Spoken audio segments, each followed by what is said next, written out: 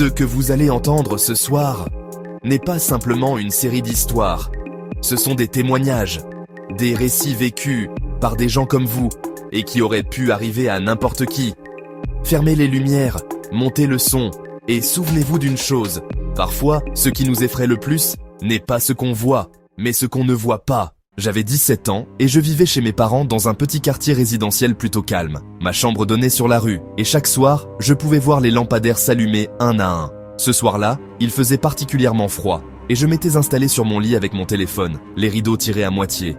Il devait être un peu plus de minuit quand j'ai remarqué quelque chose. Une ombre. Une ombre qui se dessinait sur mes rideaux depuis l'extérieur. Au début, j'ai cru que c'était la silhouette d'un arbre ou d'un passant, mais elle ne bougeait pas. Ou plutôt, elle bougeait très lentement, comme si quelqu'un se balançait sur ses pieds, juste derrière ma fenêtre. Je me suis figé.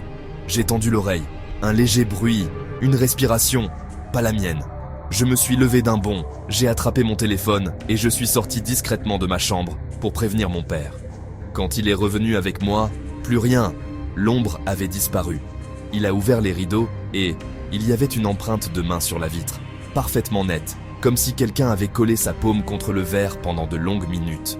Le lendemain matin, notre voisin d'en face nous a dit qu'il avait vu un homme, vers minuit, debout dans notre allée, fixant ma fenêtre, mais qu'il avait reculé dans l'ombre dès qu'il avait vu quelqu'un approcher. Je rentrais d'une soirée assez tard. Il devait être 2h du matin. La route de campagne que j'empruntais était déserte et bordée de champs à perte de vue. Mon téléphone affichait 3% de batterie, alors je me concentrais sur ma conduite pour rentrer vite. Soudain, dans mon rétroviseur, j'ai cru voir une silhouette assise à l'arrière de ma voiture. Juste une forme sombre, immobile. Mon cœur s'est emballé. J'ai failli m'arrêter, mais j'ai pensé que c'était sûrement un reflet ou ma veste posée sur le siège. Je me suis forcé à ne pas regarder à nouveau, jusqu'à ce que j'entende une inspiration profonde derrière moi. J'ai planté les freins, allumé le plafonnier. Personne. Les sièges étaient vides. Mais ce qui m'a glacé, c'est que mon rétroviseur intérieur avait été orienté vers le bas, comme si quelqu'un l'avait touché depuis l'arrière. En arrivant chez moi, j'ai laissé la voiture ouverte, trop paniqué pour la verrouiller. Le lendemain matin, le siège arrière était trempé, comme si quelqu'un couvert de pluie s'y était assis pendant des heures. Il y a 2 ans, j'ai emménagé dans une vieille maison avec ma compagne. L'agent immobilier nous avait prévenu que le sous-sol n'était pas aménagé et qu'il valait mieux ne pas y passer trop de temps à cause de l'humidité. Un soir d'orage, alors qu'elle dormait déjà, j'étais dans le salon quand j'ai entendu une sonnerie de téléphone. Mais un son ancien, métallique, comme les téléphones fixes des années 80. Nous n'avions pas de téléphone fixe. Le son venait du sous-sol. Intrigué, j'ai pris une lampe torche et j'ai descendu les marches.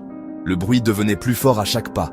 Au fond de la cave, posé sur un vieux meuble poussiéreux, il y avait un téléphone beige, avec un cadran rotatif. Il sonnait encore, j'ai pris mon courage à 2 mains, décroché, et là, une voix rauque a murmuré. « Tu ne devrais pas être ici. » Puis, un claquement sec. Le lendemain, je suis redescendu.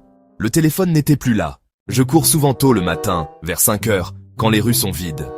Ce jour-là, il faisait encore nuit, mais l'air était frais et agréable. Après 10 minutes de course, j'ai remarqué un homme devant moi, immobile, debout sur le trottoir. Il portait une tenue de jogging sombre, capuche sur la tête. En passant à sa hauteur, je lui ai lancé un « Bonjour ». Aucune réponse.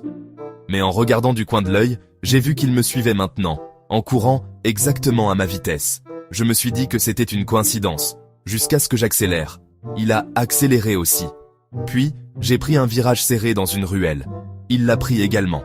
Mon cœur battait à tout rompre. J'ai soudain coupé ma course pour revenir sur mes pas, espérant le semer. Mais quand je me suis retourné, il n'y avait plus personne. De retour chez moi, je me suis assis pour reprendre mon souffle. Par réflexe, j'ai regardé par ma fenêtre. Et là, à l'angle de ma rue, il était là, immobile, me fixant. Pendant le confinement, je passais mes soirées sur des appels vidéo avec mes amis. Un soir, alors qu'on discutait, l'un d'eux m'a dit « Mec, c'est qui derrière toi ?» J'ai cru à une blague. Je me suis retourné, rien. Mais il insistait « Je te jure, il y avait quelqu'un, juste derrière, à gauche. » J'ai continué la conversation, un peu mal à l'aise. Puis, je me suis rendu compte que ma caméra bougeait légèrement, comme si quelqu'un touchait mon écran d'ordinateur. Je suis allé vérifier toutes les pièces, rien. Mais en revenant, un nouveau participant était dans l'appel. Pas d'image, juste un écran noir avec pour pseudo « Je t'ai trouvé ». L'utilisateur a quitté l'appel une seconde plus tard. Aucun de mes amis ne l'avait invité.